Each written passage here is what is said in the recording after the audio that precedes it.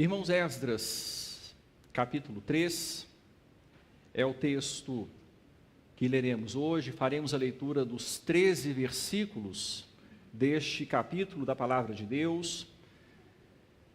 O tema que nós ressaltaremos nesta noite é o altar e o templo. O altar e o templo. Esdras, capítulo 3, versículos 1 a 13. Nós temos tido o privilégio de começar mais uma série de estudos da Palavra de Deus, agora no Antigo Testamento, e com isso nós queremos mostrar para a igreja também que toda a Escritura é a Palavra de Deus, as Escrituras da Antiga Aliança, as Escrituras da Nova Aliança, toda a Escritura é a Palavra de Deus. Desde Gênesis capítulo 1, versículo 1, até Apocalipse capítulo 22, o último versículo. Toda a Escritura é inspirada por Deus e é útil para o ensino, para a repreensão, para a correção, para a educação na justiça, a fim de nos tornar como homens e mulheres de Deus, perfeitos e perfeitamente habilitados para toda boa obra. E temos visto as riquezas no livro de Esdras. Vimos no capítulo 1, o Deus que desperta o seu povo, o Deus que é soberano, que despertou um imperador pagão, despertou Ciro, o Deus que despertou o seu povo exilado e o trouxe de longe, uma jornada longa, de cerca de 4 meses, onde homens, mulheres, crianças, animais, a mudança. Aquele povo que saiu lá da Babilônia e retornou para a terra que era dele, prometida por Deus, o Deus que cumpre suas promessas. No capítulo 2 nós vemos uma grande lista, a lista daqueles que voltaram, e aprendemos tantas maravilhas, tantas informações bíblicas, tantos ensinos importantes nesta lista, a lista dos que voltaram. O povo em geral, os sacerdotes, os levitas, os filhos dos servos de Salomão. Vimos sobre aqueles que fizeram ofertas para que aquele reinício de culto pudesse ser viável, pudesse dar os seus primeiros passos. E hoje no capítulo 3, quando falaremos sobre o altar e o templo, nós vamos começar a ver sobre ações, as primeiras ações registradas por Esdras, lá novamente na terra da aliança, pelo povo da aliança, povo que havia sido exilado por causa dos seus pecados, mas por causa da misericórdia do Senhor, estava de volta. E esse povo chegou com um coração quebrantado. Esse povo chegou com um coração dedicado a servir ao Senhor, com tudo o que eles tinham e eram. E nós vamos ver isso então, o altar e o templo, em 2 divisões. Nós vamos ressaltar primeiramente o lugar do altar, a fé como centro da vida. Esse é o primeiro ponto, o lugar do altar, a fé como centro da vida, e depois, finalmente, o lugar do templo, onde a fé é visualizada no serviço. O lugar do altar, a fé como centro da vida, o lugar do templo, onde a fé é visualizada no serviço. Eu quero fazer a leitura, inicialmente, dos versículos 1 a 6. Peço a você que acompanhe silenciosamente a leitura em sua Bíblia. Em chegando o 7º mês, e estando os filhos de Israel já nas cidades, ajuntou-se o povo como um só homem em Jerusalém. Levantou-se Jesua, filho de Josadaque, e seus irmãos, sacerdotes, e Zorobabel, filho de Sealtiel, e seus irmãos, e edificaram o altar do Deus de Israel, para sobre ele oferecerem holocaustos, como está escrito na lei de Moisés, homem de Deus. Firmaram o altar sobre as suas bases, e ainda que estavam sob o terror dos povos de outras terras, ofereceram sobre ele holocaustos ao Senhor, de manhã e à tarde. Celebraram a festa dos tabernáculos, como está escrito, e ofereceram holocaustos diários, segundo o número ordenado para cada dia. E depois disto, o holocausto contínuo, e os sacrifícios das festas da lua nova, e de todas as festas fixas do Senhor, como também os dos que traziam ofertas voluntárias ao Senhor. Desde o primeiro dia do 7º mês, começaram a oferecer holocaustos ao Senhor, porém, ainda não estavam postos os fundamentos do templo do Senhor. O altar e o templo. O altar, lugar onde a fé, o lugar do altar, a fé como centro da vida. No versículo 1, quando o texto fala do 7º mês, era o 7º mês do calendário judaico, referente ao nosso mês de setembro, outubro. Aqui não é o 7º mês depois que eles haviam chegado, não. É o 7º mês do calendário judaico. Eles haviam feito esta viagem a pé, como eu disse, um grupo misto de homens, mulheres, crianças, idosos, animais, a mudança sendo carregada, os utensílios do templo que foram devolvidos para serem mais uma vez colocados a serviço do Senhor. Uma viagem de cerca de 4 meses, e eles então tinham chegado à terra da promessa, estavam se estabelecendo, não sabemos exatamente quanto tempo havia, comentaristas dizem que possivelmente algumas semanas, eles estavam ali na terra prometida, mas era o 7º mês, e o 7º mês, se não o mais importante, dos mais importantes para o povo de Israel. Era um mês de importantes festas, a festa das trombetas, a festa dos tabernáculos, o dia nacional de expiação. Era um mês muito importante, e aquele povo entendia isso. Eles queriam celebrar as festas do Senhor, eles precisavam reconstruir o altar. O altar, o lugar onde a fé é vista como o centro da vida. E eles procuraram então se preparar para esse momento, o momento de celebrar ao Senhor. O texto no versículo 1 ainda diz que o povo se reuniu como um só homem. A fé era uníssona. Era uma fé de um povo. Os que quiseram voltar, ou melhor dizendo, os que foram despertados pelo Senhor para voltar, tinham no coração o desejo de agir de forma diferente, o desejo de santificar ao Senhor a vida.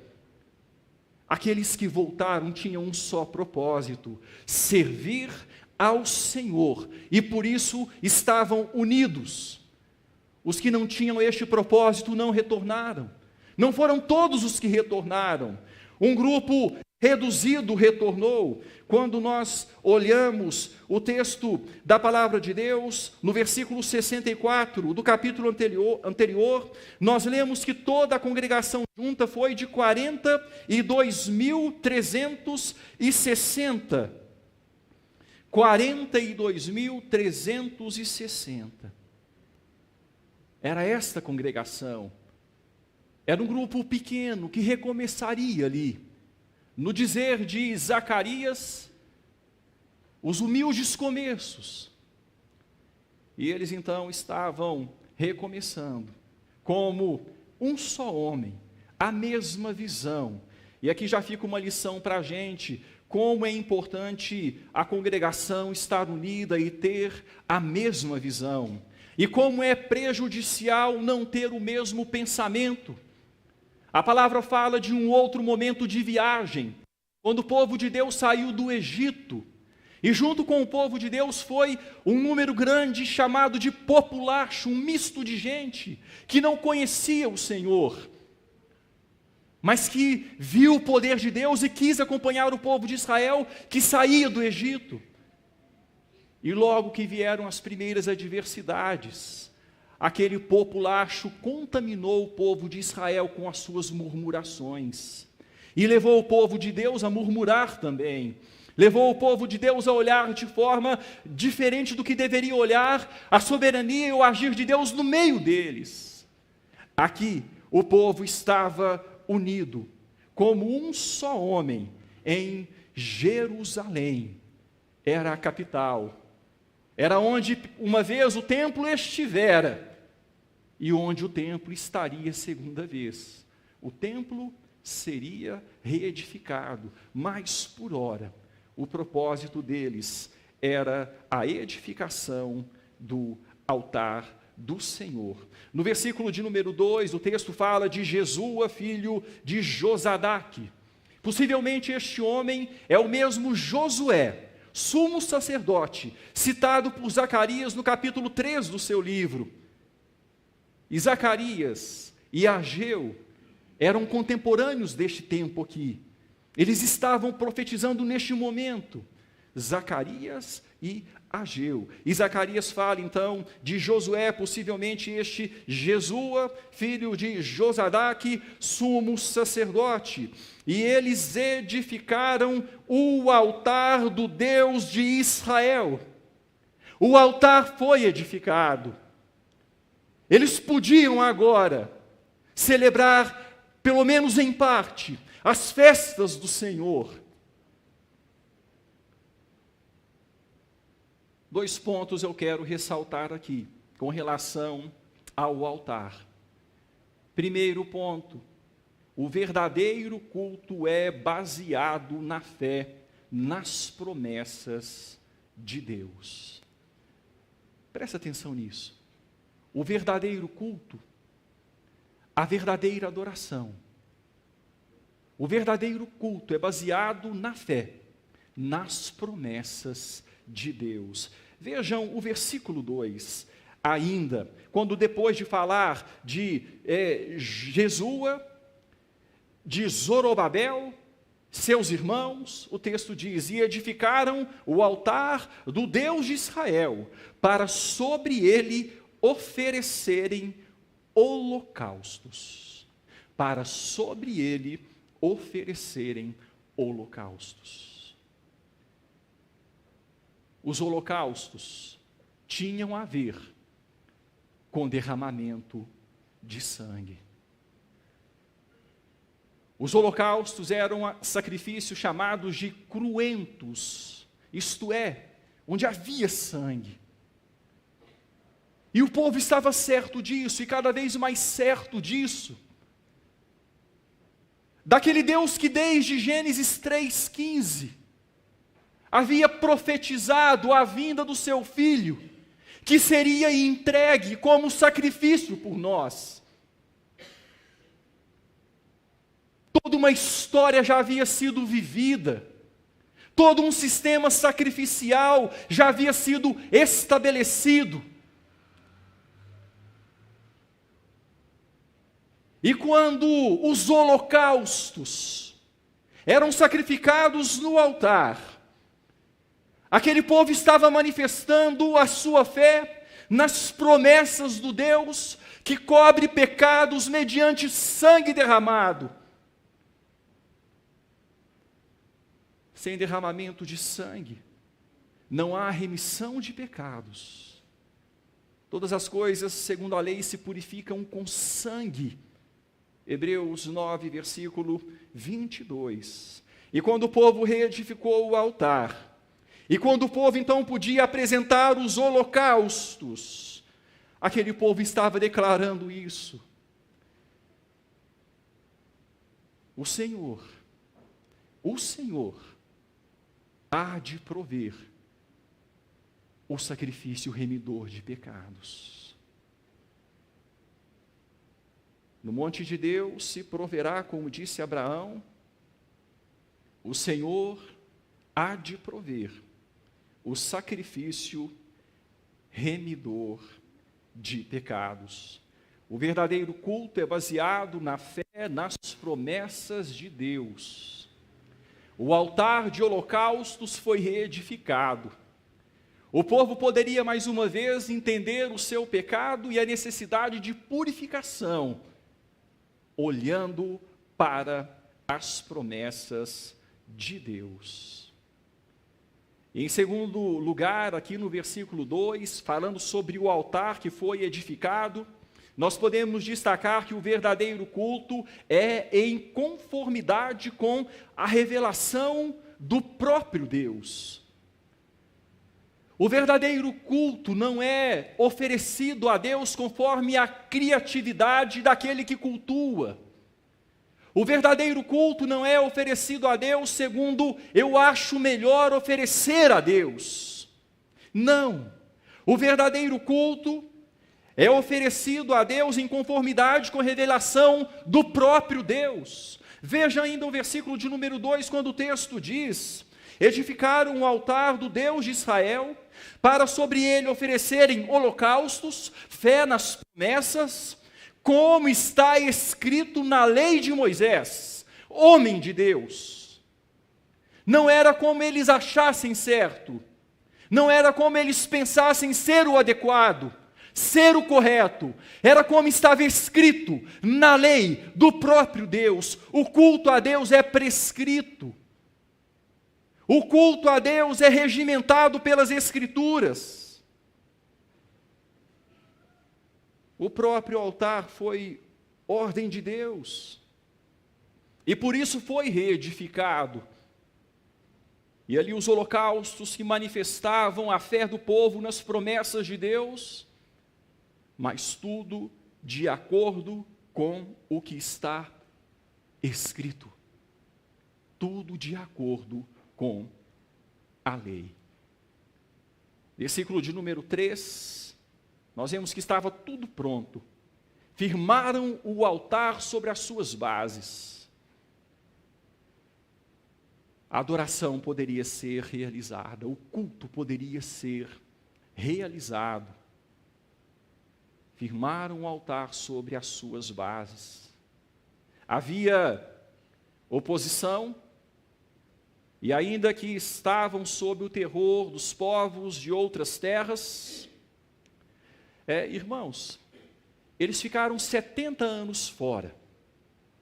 Vamos pensar nisso. 70 anos fora. E quando eles foram levados para o exílio, quando eles foram levados para a Babilônia, apenas um povo de menos condição permaneceu lá. Toda a liderança foi levada, a liderança religiosa, civil, todas as pessoas que tinham certo preparo foram levadas, apenas um povo mais humilde foi deixado lá. E a Babilônia levou outros povos para habitarem a terra. Povos de outras terras que também eram dominadas pela Babilônia.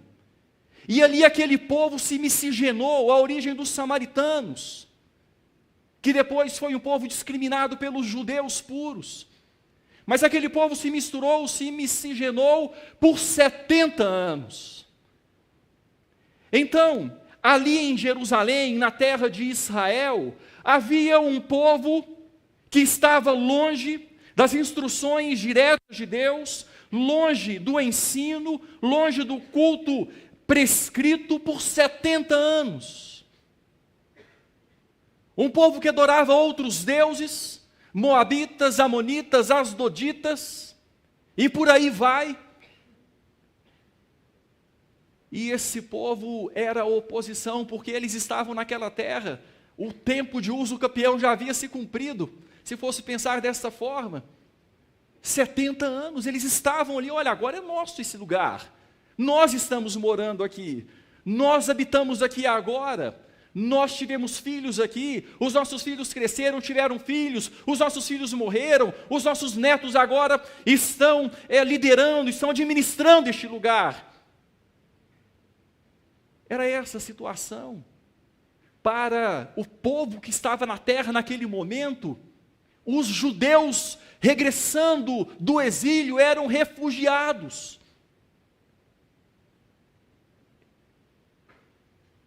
E eles estavam então regressando. E o povo da terra já estava começando a oferecer resistência. Só que aquela terra havia sido dada por Deus a Abraão, Isaque e Jacó e a sua descendência. Eles habitariam de novo e possuiriam de novo a terra. Mas não seriam sem esforço. As adversidades viriam, as oposições viriam, firmaram o altar sobre as suas bases, ainda que estavam sob o terror dos povos de outras terras, ofereceram sobre ele holocaustos ao Senhor, de manhã e de tarde. Prosseguindo no versículo 4, celebraram a festa dos tabernáculos, como está escrito. A festa dos tabernáculos foi celebrada, como está escrito. É interessante entender este momento, irmãos, a festa dos tabernáculos aqui. A primeira menção da festa dos tabernáculos, quando o povo saiu do Egito e foi para a terra de Canaã, lá no passado, o povo deveria celebrar anualmente a festa dos tabernáculos, e durante o tempo da festa, eles deveriam por alguns dias habitar em cabanas. Fazer um acampamento, acampar, armar as barracas e ficar um tempo naquelas barracas. E ali, eles iriam se lembrar do tempo de peregrinação no deserto. Eles iriam se lembrar do tempo em que eles não tinham habitação fixa, estavam em deslocamento. Agora, o povo retorna do cativeiro, e a festa dos tabernáculos teria duplo significado. Eu peço a você que abra a sua Bíblia em Jeremias, capítulo de número 16. Esse povo estava vivendo isso aqui agora. Jeremias, capítulo número 16.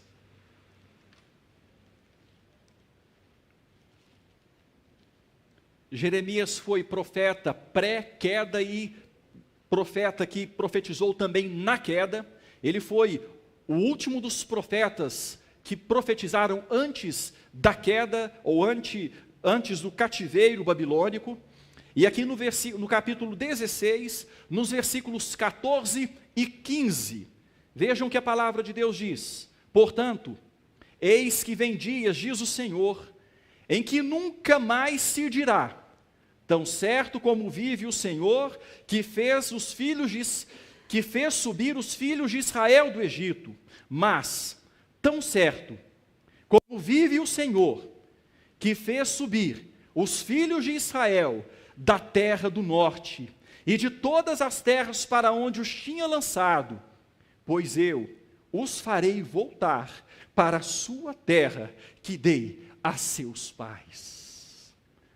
O profeta Jeremias fez esta profecia, que estava se cumprindo agora, na festa dos tabernáculos, em Esdras 3. O Deus que fez o povo voltar, subir das terras do norte, para a terra que havia sido dada aos antepassados. A festa dos tabernáculos, então, tinha agora um sentido duplo, um sentido vívido, um sentido presente. Agora, eles haviam sido trazidos da Babilônia. E nós podemos ver, então, no versículo 4, mais uma vez, celebraram a festa dos tabernáculos, como está escrito, ofereceram holocaustos diários, segundo o número ordenado para cada dia. Percebam que, mais uma vez, como está escrito, as festas ao Senhor são prescritas, o culto ao Senhor é prescrito, é orientado, é como Deus revelou.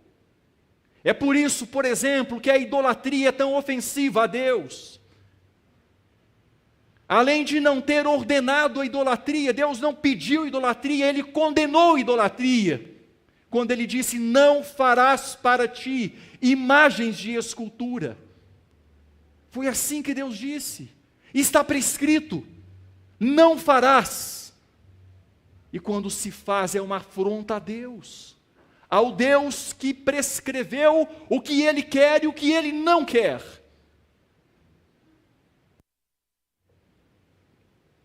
Como está escrito.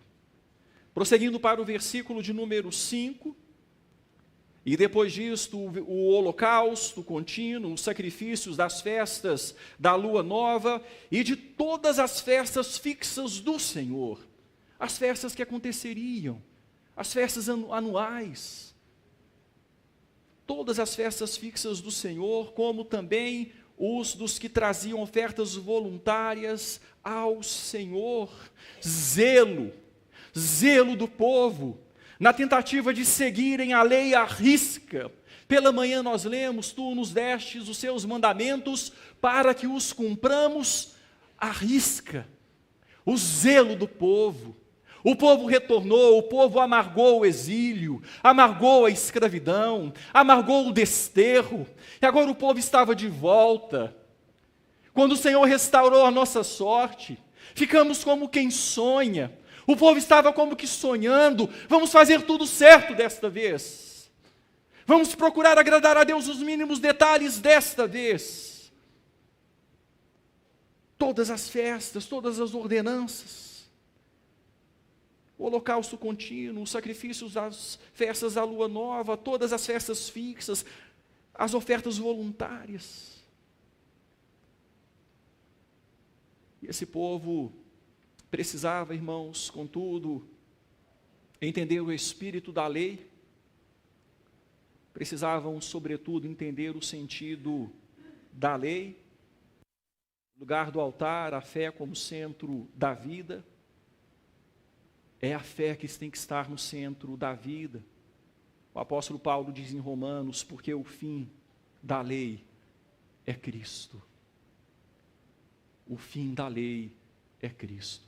A culminação, o ponto máximo, quando a lei é completada, quando a lei é cumprida, quando a lei chega no seu ápice, no seu auge, e cumpre aquilo para o que foi dada, o fim da lei é Cristo, para a justiça de todo o que crê. O texto bíblico dito pelo Senhor Jesus Cristo, mesmo quando Ele falou, eu não vim revogar a lei e os profetas, eu vim cumprir. Estava chegando o momento, era o tempo pós-exílico, não demoraria muito, o Filho viria. Esse povo precisava ter isto no coração. Irmãos, e nós estamos num outro tempo, Cristo veio, e hoje nós podemos, com a nossa vida, oferecer ao Senhor um sacrifício que seja santo e agradável, que é o nosso culto racional.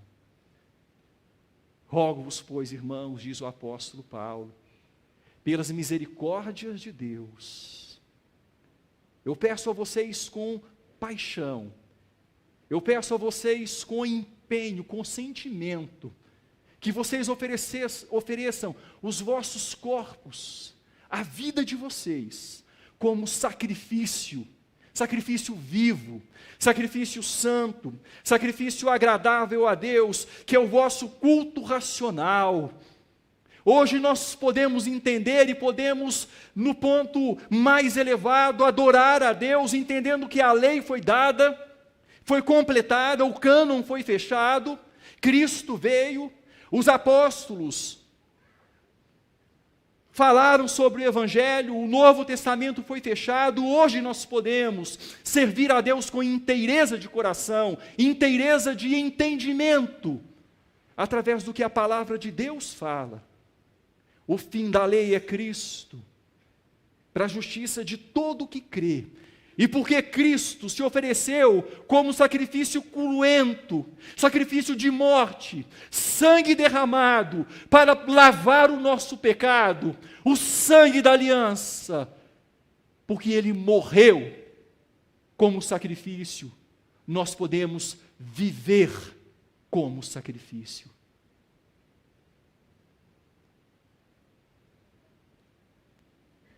Porque Ele ofereceu o sacrifício suficiente com sua morte, podemos servir a Deus com a nossa vida.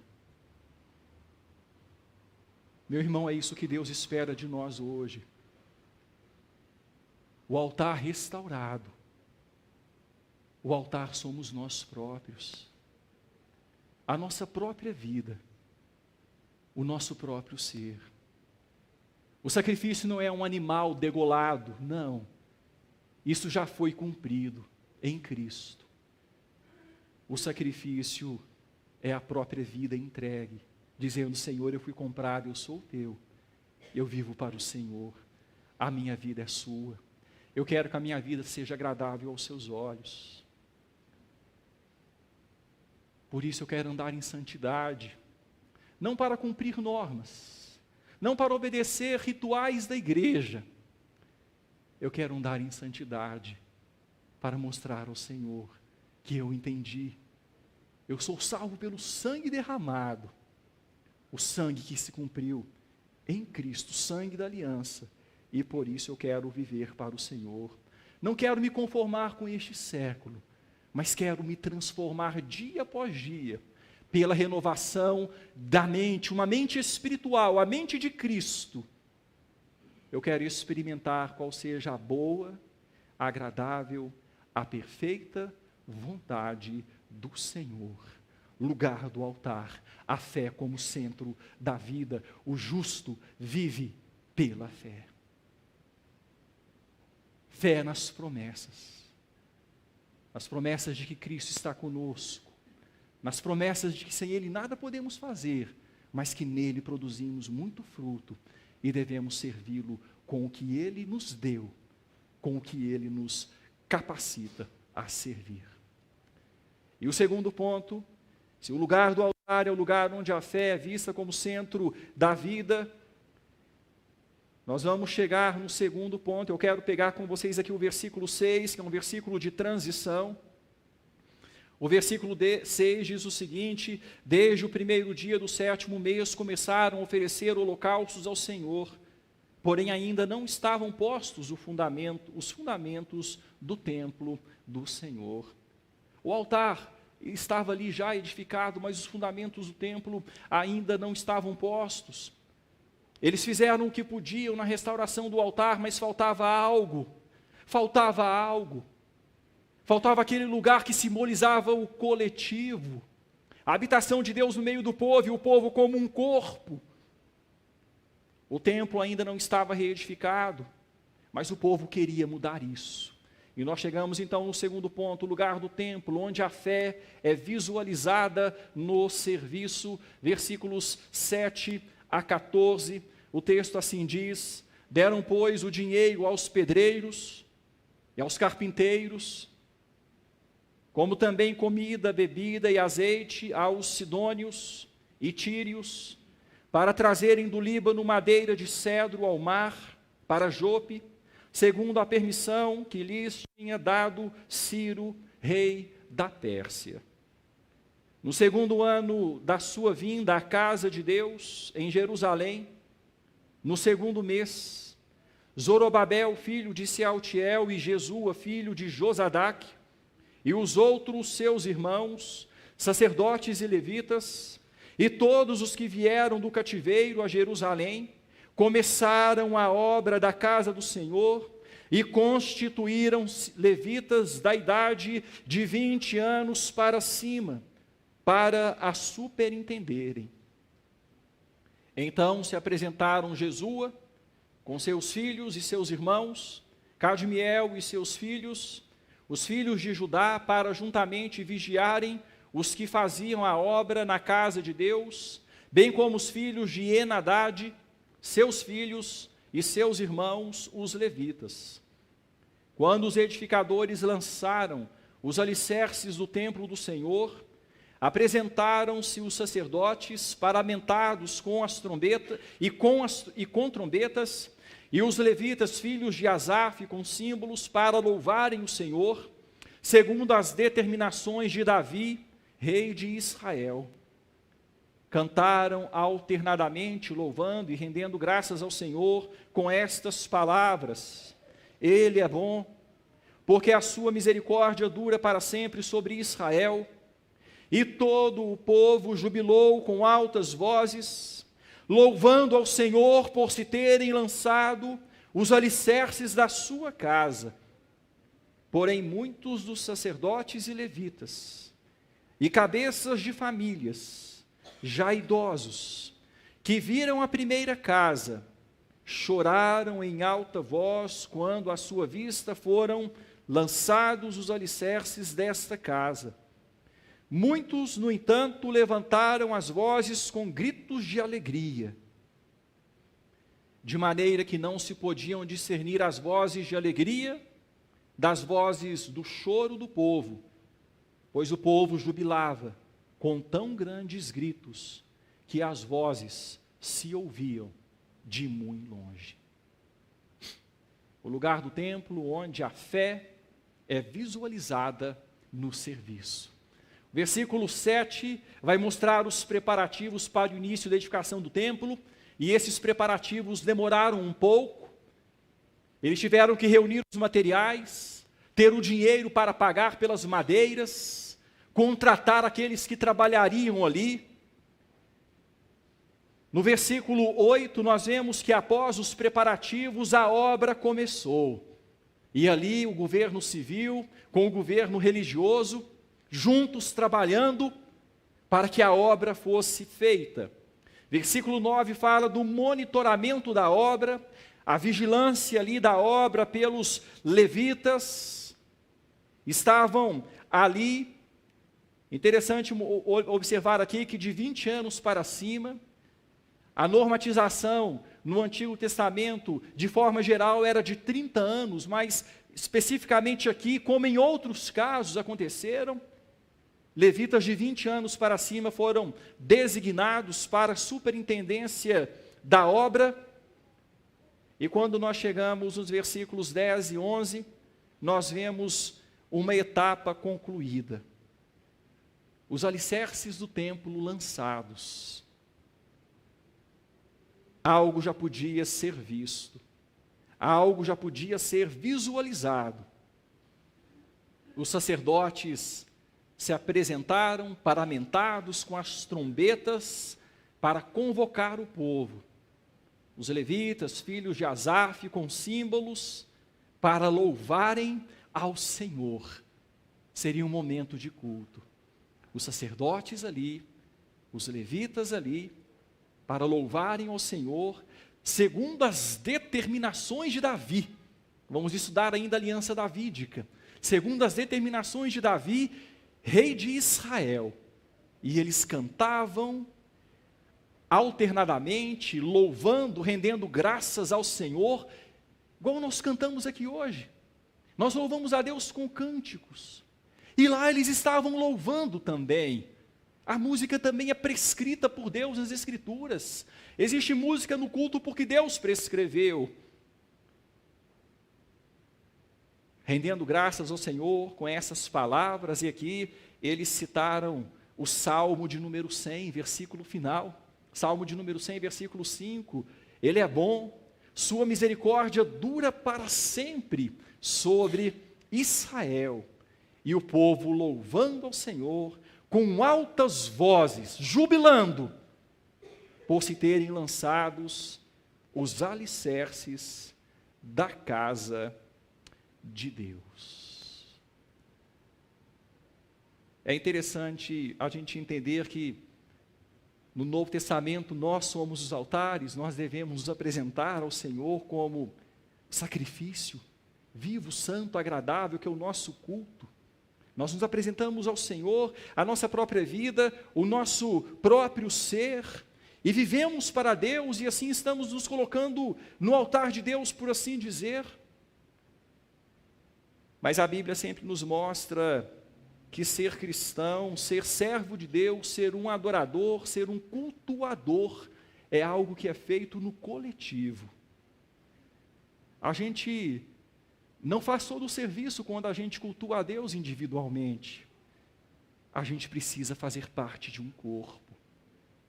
É por isso que tem o povo, a igreja, o corpo de Cristo. É o que nós vamos celebrar na ceia, quando nós falamos que nós somos parte de um corpo, o corpo de Cristo. E o povo então aqui reunido, para servir ao Senhor, com salmos, com cânticos, assim como o livro bíblico de Efésios vai nos dizer, que devemos nos encher do Espírito Santo, falando entre nós, no meio da nossa comunhão, falando entre nós com salmos, hinos e cânticos espirituais, com gratidão em nosso coração. É o culto onde a fé é visualizada, onde a fé é vista. O livro de Salmos, no Antigo Testamento, no hebraico, o título do livro para Salmos significa cânticos de louvor. São hinos de adoração que foram compostos para serem cantados em louvor, em adoração ao Senhor. A gente chega então nos versos finais, versos 12 e 13, quando o texto fala a respeito dos idosos. Ageu estava neste meio, o profeta Ageu era desses. O profeta Ageu era idoso. Depois nós vamos ver que o profeta Ageu teve grande influência no que vem em seguida, a partir dos próximos capítulos. Mas aqui o texto fala que muitos dos sacerdotes e levitas, cabeças de famílias, já idosos, aqueles que já estavam na casa dos 80 para cima. O cativeiro demorou 70 anos, né? Então aqueles que já haviam vivido lá antes do templo ter sido destruído pelos babilônios. Aquela geração antiga, aqueles idosos que viram a primeira casa, que tiveram a oportunidade de conhecer o templo de Salomão. O templo que foi erigido, edificado por Salomão. Luxuosíssimo, suntuosíssimo. Aqueles homens, quando viram os alicerces sendo lançados, choraram. Eles se lembraram do passado e choraram em alta voz. Em alta voz.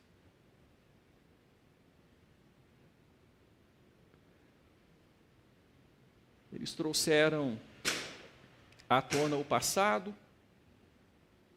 e por um momento a nostalgia os fez chorar e os fez se esquecer da bênção do presente. A nostalgia os fez se esquecer do que Deus estava fazendo naquele momento. Fica uma lição aqui para a gente também ter cuidado com a nostalgia, a gente ter cuidado com a romantização do passado, e olhar para o passado e dizer, olha, naquele tempo é que era bom. Se aquele tempo pudesse voltar, hoje está tão diferente.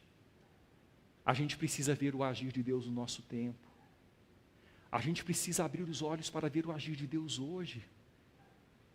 Nos pequenos começos, naquilo que Ele faz no nosso meio e através de nós. Os milagres de cada manhã, quando abrimos os nossos olhos e contemplamos a vida mais uma vez. Quando Deus soluciona, em resposta às nossas orações, algum problema que estava nos afligindo. E a gente tem que parar e falar, Deus, muito obrigado, o Senhor ouviu a minha oração. É como se o mar vermelho tivesse sido aberto na minha frente. A gente tem que olhar para o tempo, para o hoje, para o agora, ver o agir de Deus no nosso momento, na nossa geração, não permitir que a nostalgia nos faça chorar o passado. Se eu tivesse vivido em outro tempo, ou se aquele tempo antigo pudesse retornar, se ele pudesse ser eternizado, hoje está tão difícil, ora, vem Senhor Jesus. É claro que a gente tem que clamar pela vinda do Senhor Jesus, Sim, mas a gente tem que entender que a gente está vivo e é bênção de Deus, e a gente deve servir a Deus com a nossa vida hoje, e procurar fazer diferença hoje, ser sal da terra, luz do mundo hoje, plantar boas sementes hoje, entender que Jesus Cristo ontem, hoje, é o mesmo e será para todos sempre. Tem obra a ser feita ainda, tem ministério a ser realizado, tem vida a ser salva, famílias a serem edificadas, tem tanta coisa a ser feita. Não precisamos, não devemos olhar para o passado com saudosismo. É o que Deus está fazendo hoje. E se misturou ali vozes de choro com vozes de alegria. Muitos, no entanto, levantaram as vozes com gritos de alegria. Era a nova geração. Aqueles que estavam vendo, olha, nós estávamos no exílio. E nós ouvimos falar da nossa terra. Nós ouvimos falar da herança prometida, da aliança de Deus, e hoje estamos aqui, estamos recomeçando, tem muito escombro, tem muita ruína.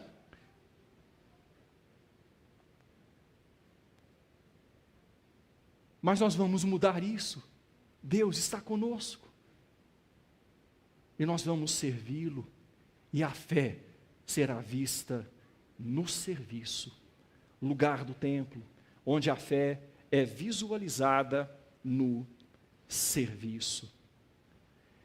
Eu quero finalizar, irmãos, ressaltando que para o templo, contudo, ser o lugar onde o abstrato toca o concreto, onde o subjetivo toca o objetivo, onde a fé como centro da vida é visualizada no serviço, existe a necessidade indispensável de que haja a edificação ou a reedificação do altar. O altar precisa ser primeiro reedificado, para que quando aqueles que foram reedificados e se congregam, ali haja a fé visualizada no serviço daqueles que vivem como sacrifício santo e agradável a Deus, o culto na vida.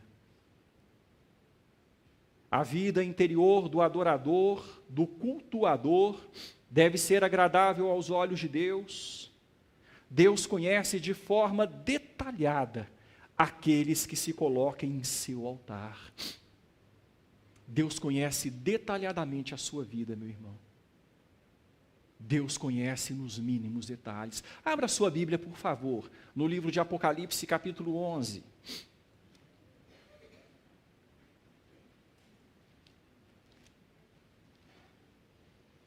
Apocalipse, capítulo 11.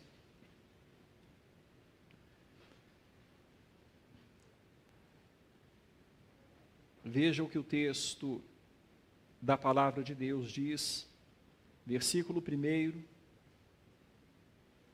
Foi-me dado um caniço, semelhante a uma vara, e também me foi dito, dispõe-te e mede o santuário de Deus, o seu altar e os que naquele adoram. Dentre as revelações recebidas por João, nós temos esta, quando o Senhor Jesus Cristo glorificado fala para ele, olha, dispõe-te, mede o altar, o santuário de Deus, o seu altar e os que naquele adoram. O santuário de Deus, o altar de Deus, é lugar de gente medida, é lugar de gente conhecida por Deus. Deus conhece aqueles que se aproximam dele. Deus conhece aqueles que se aproximam dele. Para que o templo seja lugar onde a fé é visualizada no serviço, aqueles que se aproximam de Deus para servi-lo, precisam estar com a vida coerente. É por isso que Jeremias, naquela profecia que nós lemos no início do culto, ele fala para o povo, ele repreende o povo, olha, vocês estão se baseando em esperança falsa, A esperança de vocês não vai sustentar vocês. Não adianta vocês viverem de qualquer jeito. Não adianta vocês viverem distante de Deus, como um povo que não segue as normas da aliança, um povo que não segue as determinações do Deus que os chamou. Não adianta vocês irem para o templo e dizerem: templo do Senhor, templo do Senhor, templo do Senhor é este. Nós estamos preservados, nós estamos protegidos, estamos com a bênção de Deus. Isso é crendice. Isso é como usar o templo como amuleto, como muitos fazem por aí. Acham que se pendurar alguma coisa no pescoço estão protegidos. Se colocar uma oração forte num lenço no bolso, está protegido. Ser no centro e fechar o corpo está protegido. Isso é crendice do povo que foi chamado para entender o sentido por trás da lei. Não adianta se achegar ao templo e dizer: ó, templo do Senhor, templo do Senhor, templo do Senhor. E não ser adorador, não ser alguém que está ali para prestar culto, porque é um altar de Deus, porque é alguém que apresenta a própria vida, sacrifício agradável, vivo, santo. O lugar do templo onde a fé é visualizada no serviço, o templo, desde sempre, desde o passado, não era para ser sacralizado. Era para ser entendido na sua simbologia. Um lugar onde Deus se encontrava, habitava com o seu povo. E Jeremias fala: olha, emendem o caminho de vocês. Se vocês viverem desse tempo, desse jeito, esse templo vai ser derrubado. E aconteceu. O templo foi destruído. Agora o povo voltou. Os que viram o templo antes choraram. Quem sabe de remorso, de tristeza também, somando com a nostalgia. Mas agora uma nova geração queria viver de forma diferente. Assim como o povo de Israel após o exílio, se quisermos servir ao Senhor de verdade, precisamos ter a fé como centro da vida. A fé como centro da vida, com base nas promessas de Deus. Devemos ter a fé como centro da vida, que nossa vida seja um altar ao Senhor, que nós sejamos o sacrifício vivo. Sacrifício cruento foi o nosso Senhor. Ele fez o que nós não podíamos fazer. E hoje nós vivemos e sacrificamos com a vida, ao viver para a glória dele. E nós precisamos valorizar o templo como lugar onde a fé de nosso coração é visualizada no nosso serviço como um corpo. Aí é o povo que se junta, é o corpo de Cristo. Aí se completa, adoradores que se colocam juntos para servirem ao Deus que é o Deus de um povo. É o Pai nosso, não é o Pai meu, é o Pai nosso, é o Pai de um povo, o povo que estará com Ele para sempre, sempre nos céus. Louvado seja Deus, pois Cristo se fez sacrifício aceitável em nosso favor. Quando a gente lê o texto das Escrituras, você não precisa abrir, é um texto bem conhecido, quando a palavra de Deus diz o seguinte: andai em amor, como também Cristo vos amou e se entregou a si mesmo por nós, como oferta e sacrifício a Deus, em aroma suave. Cristo se entregou por nós. O sacrifício já foi feito. Aquilo que aqueles irmãos faziam lá no passado, ao edificarem o altar e imolarem os sacrifícios, Cristo cumpriu. Cristo se fez sacrifício aceitável por nós. Assim, temos a condição de viver pela fé em serviço ao nosso Deus. Amém.